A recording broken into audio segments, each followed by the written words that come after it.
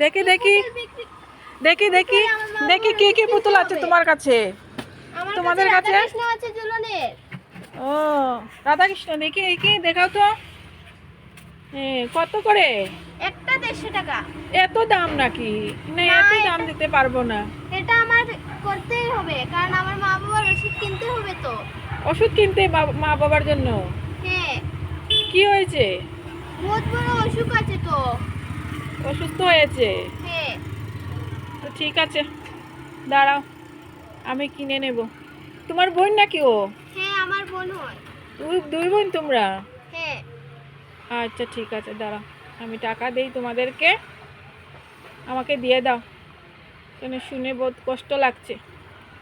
পুতুল বেচে তুমি ওষুধ নিবে না? হ্যাঁ। ঠিক আছে। হুম।